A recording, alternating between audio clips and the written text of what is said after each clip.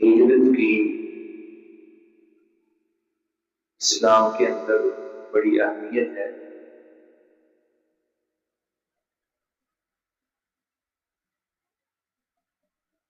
ہجرت کہتے کس کو ہے؟ ہجرت کا مطلب ہوتا ہے کسی چیز کو چھوڑ دینا۔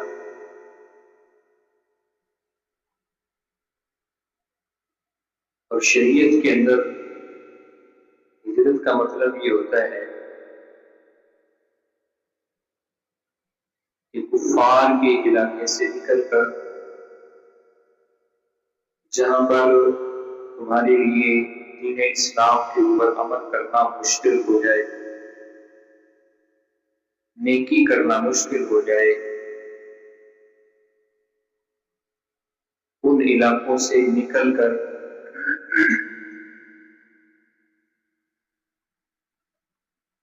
ایسے علاقے کی طرف چلے جانا۔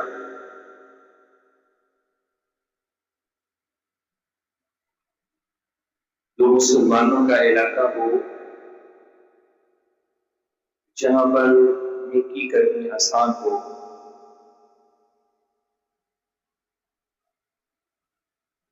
حافظ ابن حجر اسقلانی رحمہ اللہ نے ہجرت کی تعریف یہ کی ہے، انہوں نے اس کو ایک جامع معنی دیا ہے۔ وہ کہتے ہیں الہجرۃ فی الشرع ترک ما نہی اللہ عنہ۔ شریعت کے اندر ہجرت یہ ہے کہ انسان ہر اس چیز کو چھوڑ دے جس سے اللہ تعالیٰ نے منع کیا، اور اس کی تعریف رسول مکرم صلی اللہ علیہ وسلم کا فرمان بھی کر رہا ہے۔ اللہ کے پیغمبر صلی اللہ علیہ وسلم فرماتے ہیں المہاجر، مہاجر وہ ہے من ہجر ما نہی اللہ عنہ، جس نے ان چیزوں کو چھوڑ دیا جس سے اللہ رب العزت نے منع کیا۔ دمشق کے ایک بہت بڑے امام ہیں، انہوں نے اس کے اوپر بات کی ہے، کہتے ہیں ہجرت دو طرح کی، الہجر ہجرتان، دو طرح کی ہجرت۔ ایک ہجرت یہ ہے کہ انسان اپنا علاقہ چھوڑ، والہجرۃ الاثم والعدوان، اور دوسری ہجرت یہ ہے کہ انسان گناہ نافرمانی کے کاموں کو چھوڑ دے۔ اور افضل ہجرت یہ ہے کہ انسان گناہ اور نافرمانی کے کاموں کو چھوڑ دے، کیونکہ اس میں اللہ رب العزت کی رضا مقصود ہوتی ہے۔ اور یہ بات یاد رہے کہ جس جگہ کے اندر نیکی کرنے مشکل ہو جاتی ہے، وہاں سے نقل مکانی کرنا، ہجرت کرنا اس علاقے کے مسلمانوں کے اوپر فرض ہو جاتا ہے۔ 5ویں پارے کے اندر اللہ رب العزت نے ایسے لوگوں کا تذکرہ کیا، فرمایا ان الذین توفاهم الملائکۃ ظالمی انفسهم قالوا فیم کنتم قالوا كنا مستضعفین فی الارض۔ ایسے لوگ جو اپنے علاقوں میں مجبور کر دیے گئے، وہ وہاں سے ہجرت کر سکتے تھے، ان کے پاس طاقت بھی تھی، جسم صحیح سلامت تھا، اپنے علاقوں کو چھوڑ سکتے تھے۔ جب ان کو فرشتے ان کی روح کو قبض کرتے ہیں تو وہ کہتے ہیں کہ ہم تو اپنی زمین کے اوپر مجبور تھے، ہمارے لیے نیکی کرنا مشکل تھا۔ اس وقت فرشتے کہتے ہیں قالوا الم تکن ارض اللہ واسعہ فتہاجروا فیہا، اللہ کی زمین تو بڑی وسیع ہے، تم اس علاقے کو چھوڑ دیتے، تمہیں کسی نے باندھ تو نہیں رکھا تھا وہاں پر کہ تم نے وہیں پر رہنا ہے۔ تم اللہ کی زمین کے اوپر کسی اور جگہ پر چلے جاتے. اللہ کی زمین بڑی وسیع ہے. فتہاجروا فیہا، تم اس میں ہجرت کرتے. اور جنہوں نے ہجرت نہیں کی، طاقت رکھتے ہوئے بھی، اللہ نے فرمایا کہ ہم نے ان کا ٹھکانہ جہنم بنایا. ان کے پاس ان کا یہ عذر قبول نہیں کیا جا سکتا. اور جنہوں نے ہجرت کی اس کی فضیلت بھی رسول اللہ صلی اللہ علیہ وسلم نے بیان کی. اس سے اگلی آیات کیا اللہ رب العزت فرماتے ہیں وَمَن يُهَاجِرْ فِي سَبِيلِ اللَّهِ يَجِدْ فِي الْأَرْضِ مُرَاغَمًا كَثِيرًا وَسَعًا. اور جو ہجرت کا ارادہ رکھتا ہے وہ ہجرت کرے تو اللہ کی زمین کو بڑا وسعت والا پائے. اللہ اس کو بہترین ٹھکانہ عطا کرے. وَمَن يَخْرُجْ مِن بَيْتِهِ مُهَاجِرًا إِلَى اللَّهِ وَرَسُولِهِ، اور جو اللہ اس کے رسول کے لیے ہجرت کے لیے اپنے گھر سے نکلا ہے ثم يدركه الموت، راستے میں اس کو موت بھی آ جاتی ہے، فقد وقع اجره على اللہ، اس کا اجر اللہ رب العزت کے ذمہ ہو گیا. یہ قرآن ہے. نبی صلی اللہ رب العزت نے اس کی فضیلت بیان کی. رسول مکرم صلی اللہ علیہ وسلم فرماتے ہیں، نبی صحابہ ایک دن آپ نے صحابہ سے پوچھا، اے میرے صحابہ تم جانتے ہو کہ جنت کے اندر جو پہلے گروہ جائیں گے وہ کون سے گروہ ہوں گے؟ صحابہ نے کہا اللہ کے پیغمبر ہم تو نہیں جانتے، آپ بتا دیں. نبی صلی اللہ علیہ وسلم نے فرمایا جو پہلے گروہ جنت کے اندر جائیں گے ان میں سے ایک گروہ ایسا بھی ہوگا جب وہ جنت کے دروازے پر جا کے دستک دے گا تو دربان جنت جو ہے وہ اس سے سوال کرے گا کہ کیا تمہارا حساب و کتاب ہو چکا ہے؟ تو وہ گروہ کہے گا کہ تم کس حساب کی بات کرتے ہو، ہماری تو ساری زندگی تلوار لے کر اللہ کے راستے میں گزری ہے، جہاد کرتے ہوئے. کبھی ہم مہاجر بن کر کسی جگہ پر چلے جاتے تھے، کبھی کسی جگہ پر چلے جاتے تھے. ساری زندگی ہماری اسی طرح ہجرت میں ہی گزری ہے، اللہ کے راستے میں جہاد میں ہی گزری. اللہ کے پیغمبر علیہ السلام فرماتے ہیں اس گروہ کی اس بات کو سن کر دربان جنت پھر جنت کو اس دروازے کو کھول دے. نبی صلی اللہ علیہ وسلم فرماتے ہیں اس کے 40 سال بعد لوگ جنت کے اندر داخل ہونے شروع. یہ پورے 40 سال جنت کے اندر پہلے جا کر کیلولا کرے گا، یہ گروہ پہلے چلا جائے. اور ایک حدیث کے اندر رسول مکرم صلی اللہ علیہ وسلم نے فرمایا کہ میں اس شخص کا ضامن ہوں، اس شخص کو جنت کے اندر 3 گھر لے کر دوں گا.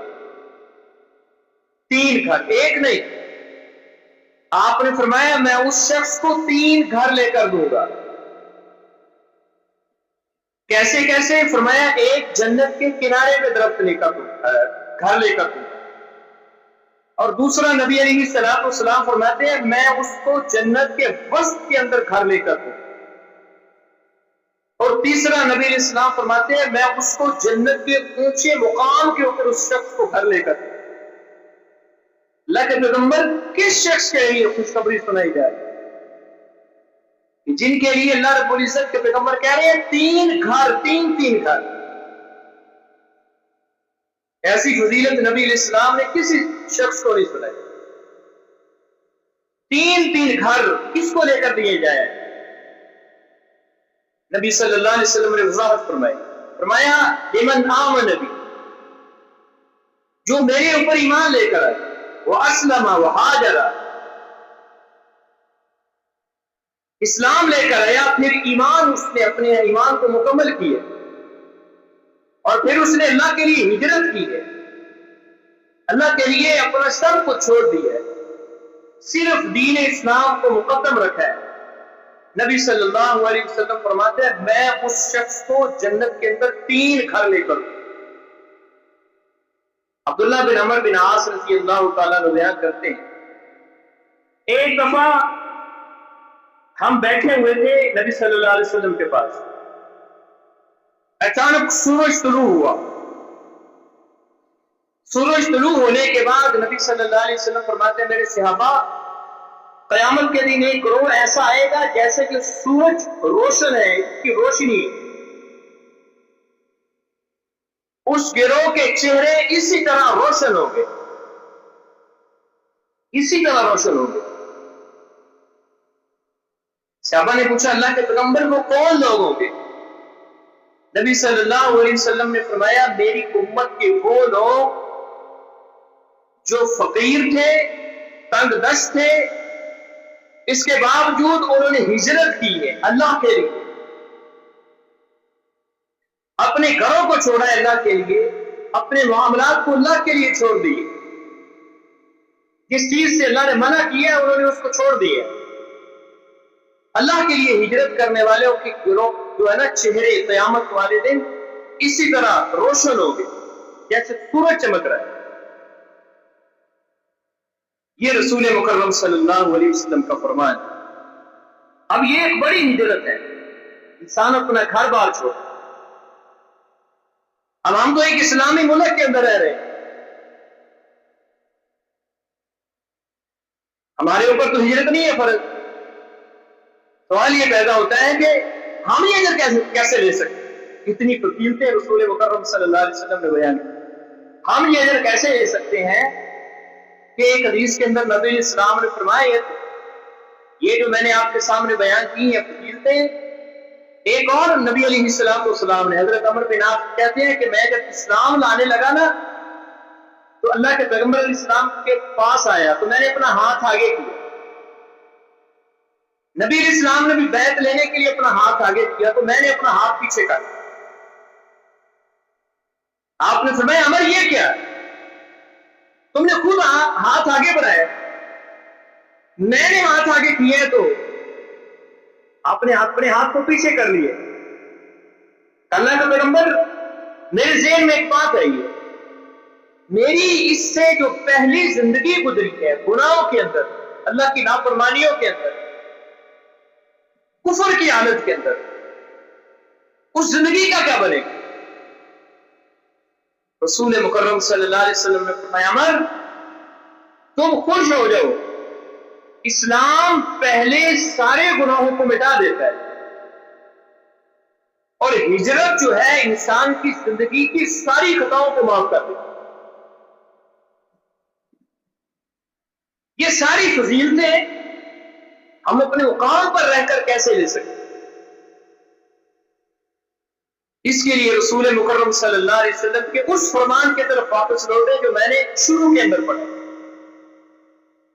رسول مکرم صلی اللہ علیہ وسلم نے مہاجر کی تعریف کی تھی، المہاجر من ہجر ما نہی اللہ عنہ، اصل مہاجر وہ ہے جو اس چیز کو چھوڑ دے جس سے اللہ رب العزت نے منع کی۔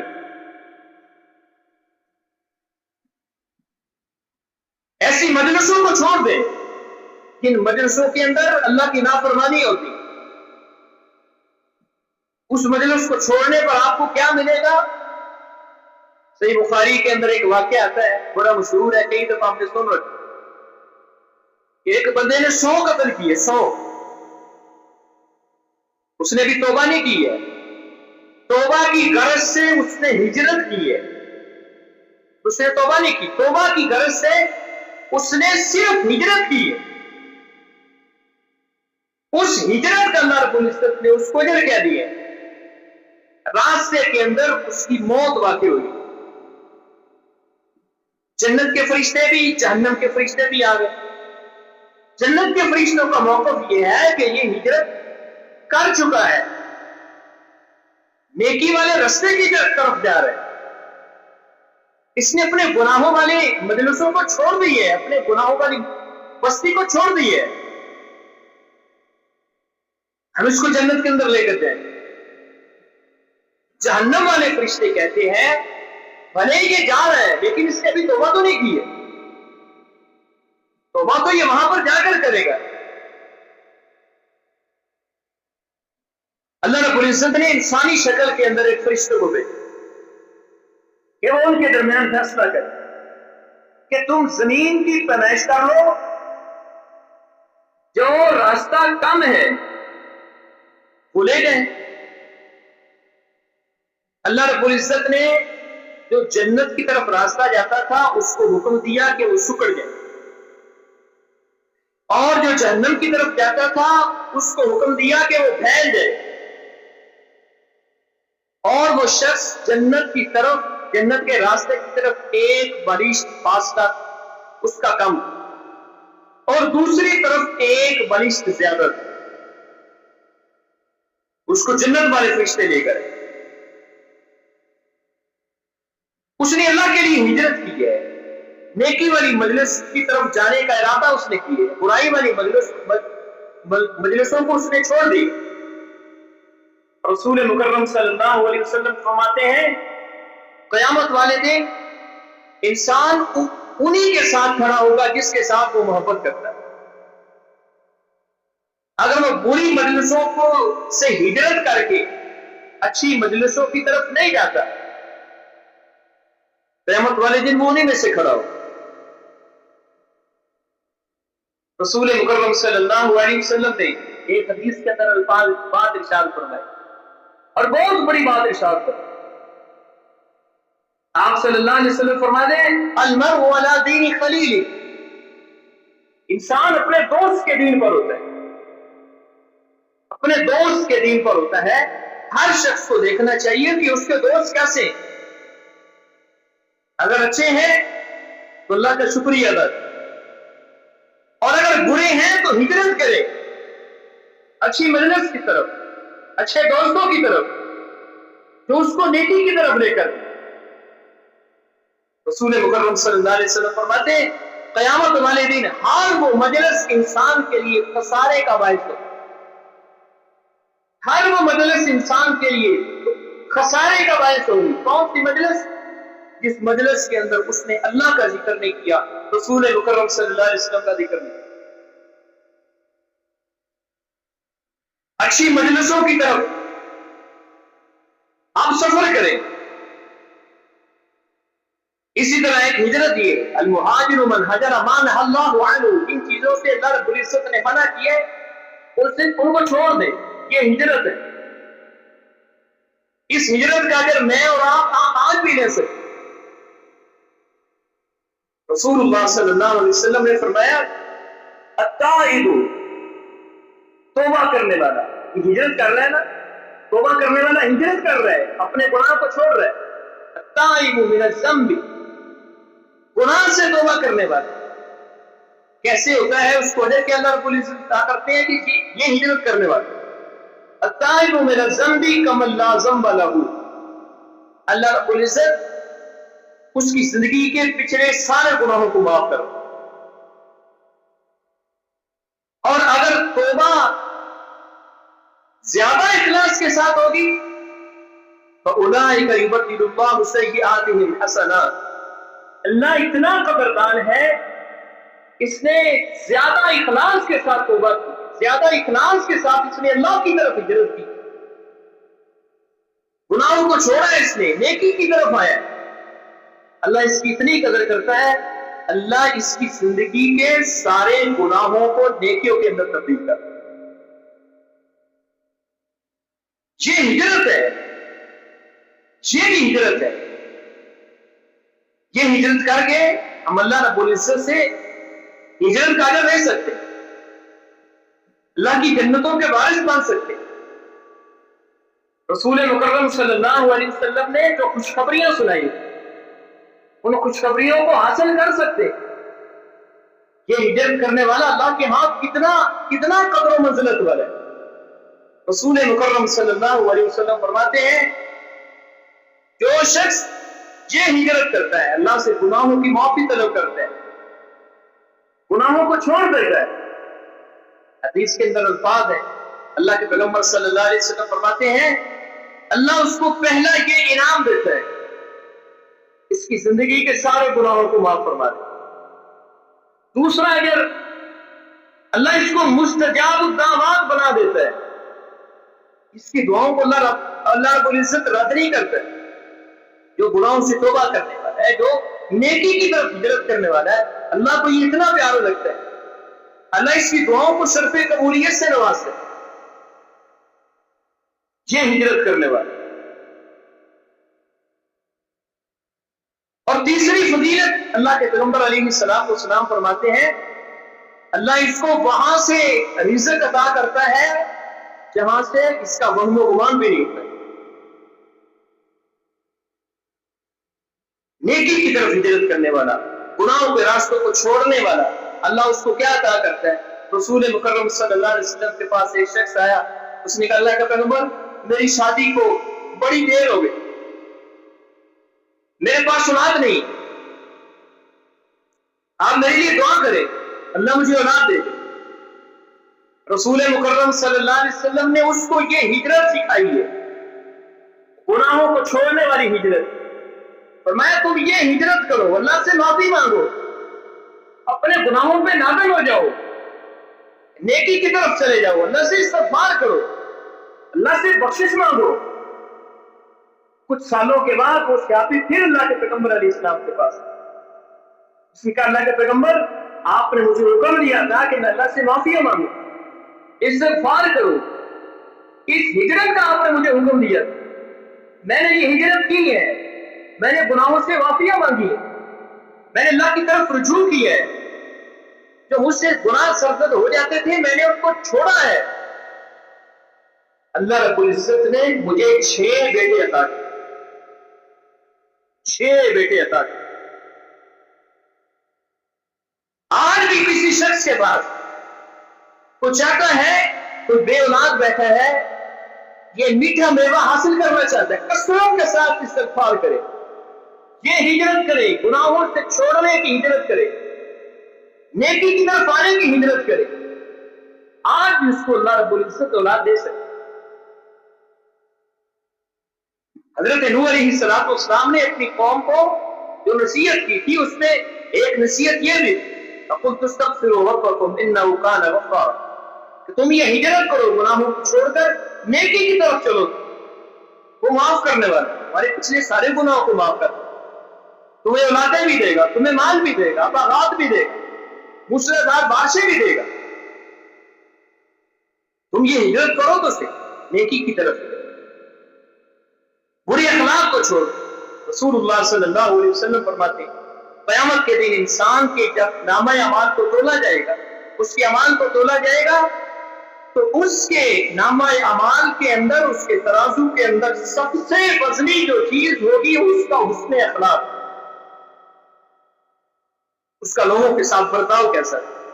یہ ایک ہجرت ہے، آپ کی زبان سے گالی نہ نکلے، آپ اپنی زبان کو گالی سے رو، لچر گفتگو سے رو، لوگوں کے اوپر کیچڑ اچھالنے سے روکے، یہ ہجرت ہے، آپ یہ ہجرت کریں۔ رسول مکرم صلی اللہ علیہ وسلم فرماتے ہیں قیامت کے والے دن اس کے اعمال کا وزن ترازو کے اندر سب سے زیادہ ہوگا اس ہجرت کا وزن۔ یہ ہجرت میں اور آپ آج بھی کر سکتے، یہ ہجرتیں کریں، اللہ رب العزت ہمیں وہ سارے اجر عطا کرے اس نیت کے ساتھ ان گناہوں کو چھوڑ۔ اللہ کے پیغمبر علیہ السلام نے منع کی، سنت کی طرف ہجرت کرے، ساری زندگی اسی کشمکش میں گزار دی، ساری زندگی دین کے لیے صبح سے لے کر شام تک محنت کی ہے، گڑ سیکھی ہے دنیا کمانے کی، پیسہ کمانے کا گڑ سیکھا ہے، زندگی گزارنے کا گڑ سیکھا ہے، کیوں؟ ہم نے اس کے اندر اپنی ضرورت کو پورا کیا۔ اللہ کی ضرورت بعد میں ہے، مقصد پہلے۔ وما خلقت الجن والانس الا ليعبدون، اللہ فرماتے ہیں جنوں انسانوں کو ہم نے اپنی عبادت کے لیے پیدا کیا، یہ میرا مقصد ہے۔ اب اس مقصد کو کیسے پورا کرنا ہے؟ رسول مکرم صلی اللہ علیہ وسلم کی سنت کے مطابق، سنت کی طرف ہجرت کریں۔ اللہ کے بندو، صحابہ کرام باوجود اس کے کہ وہ اللہ کے پیغمبر علیہ السلام سے نمازیں سیکھتے رہے ہیں، اس کے باوجود کبھی کبھی وہ مسجد نبوی میں بیٹھ جایا کرتے تھے آپس میں ایک دوسرے کے بعد، آؤ یار چیک کرو کیا میری نماز سنت کے مطابق ہے یا نہیں۔ کیوں؟ ان کو فکر تھی، ان کو فکر تھی کہ کہیں ہم اپنی نمازوں کو ضائع نہ کریں۔ ہمیں تو ایک پٹی پڑھائی گئی ہے نا، سنت ہے جی، نہ بھی کریں تو کوئی حرج نہیں۔ اور یہ سنت اور فرض کا فرق صحابہ کرام میں نہیں۔ صحابہ رسول سے پوچھا گیا ویتر فرض ہے، واجب ہے، یہ سنت؟ انہوں نے کہا کہ اللہ کے رسول علیہ السلام پڑھتے تھے، ہم بھی پڑھتے۔ سوال کرنے والے نے پھر سوال کیا، اس نے کہا میرے یہ سوال نہیں۔ صحابی رسول نے پھر یہی جواب دیا کہ اللہ کے پیغمبر پڑھتے تھے، ہم پڑھتے ہیں۔ یہ فرق ہے میرا اور صحابہ کرام۔ میں کہتا ہوں سنت ہے چھوڑ بھی دوں تو کوئی مسئلہ نہیں، گنجائش ہے نا۔ صحابہ کرام ان کا فرق یہ تھا، وہ کہتے تھے اللہ کے پیغمبر نے کیا ہے ہم نے کرنا ہے۔ یہ ان کا فرق تھا، میرا اور ان کا آپس کے اندر۔ ہمارا فرق ہے ہمارے درمیان، ہم کہتے ہیں گزارا ہو سکتا ہے، وہ کہتے تھے گزارا نہیں، سنت کو لازم پکڑو۔ امام احمد بن حنبل رحمہ اللہ، آخری بات کر کے گفتگو کو ختم کر، امام احمد بن حنبل اس دنیا سے جا رہے ہیں۔ ہمارے اسلاف کے نزدیک سنت کی اس قدر اہمیت تھی، اس قدر اہمیت تھی سنت کی، دنیا سے جا رہے ہیں، آخری وقت ہے، اور امام صاحب کی یہ صفت تھی کہ ساری زندگی باوضو گزاری ہے، ساری زندگی جب بے وضو ہوتے فوری وضو کر لیں۔ آخری وقت ہے، موت و حیات کی کشمکش چل رہی ہے، خود اٹھ نہیں سکتے، وضو کر نہیں سکتے، آخری وقت کے اندر ہمت جواب دے چکی ہے۔ بیٹا آگے بڑھا، پانی لے کر آیا، کہتے ہیں میرے دل کے اندر خواہش پیدا ہوئی، میرا باپ ساری زندگی باوضو ہے، ساری زندگی میرے دل کے اندر خواہش پیدا ہوئی کہ میرا باپ اگر اس دنیا سے جائے، اس دنیا سے رخصت ہو تو پھر بھی باوضو رخصت۔ بیٹا وضو کروا رہے باپ کو، وضو کرواتے کرواتے سارا وضو کروا لیا، ایک سنت چھوڑ دی، ایک سنت چھوڑی ہے، ایک سنت کو ضروری نہ سمجھ کر چھوڑنے والوں، دیکھو سنت کی کس قدر اہمیت ہے اسلاف کے نزدیک۔ ایک سنت چھوڑی بیٹے نے، باپ نے ہمت کی، اپنی ساری ہمت کو جمع کر کے زبان سے الفاظ ادا کیے، بیٹے کو بلایا، کان کے ساتھ منہ لگا کر کہنے لگے بیٹے ایک سنت چھوڑ دی ہے، کیوں چھوڑی ہے؟ اس سنت کو بھی پورا کرو، خلل بین الاصابع، میری پاؤں کی انگلیوں کے درمیان تجھ سے حلال کرنا رہ گیا، اس کو پورا۔ یہ سنت کی اہمیت ہے اسلاف کے نزدیک۔ مومن یہ نہیں دیکھتا کہ ایسا نہ بھی کرے تو گزارا ہو سکتا ہے، مومن کہتا ہے، مومن کی یہ صفت ہوتی ہے کہ اللہ کے پیغمبر نے کیا ہے تو میں نے کرنا ہے۔ سنت کی طرف ہجرت کریں، گناہوں کو چھوڑ کر نیکی کی طرف ہجرت کریں، اچھے اخلاق کی طرف ہجرت کریں۔ اللہ رب العزت سے دعا ہے کہ اللہ ہمیں قیامت والے دن یہ سارے اجر عطا فرمائے۔ اللہ رب العزت قیامت والے دن ہمیں صحابہ کرام کے ساتھ کھڑا کرے، رسول مکرم صلی اللہ علیہ وسلم کی شفاعت نصیب کرے، جنت کا داخلہ نصیب فرمائے، جہنم سے نجات عطا فرمائے۔ وآخر دعوانا الحمدللہ۔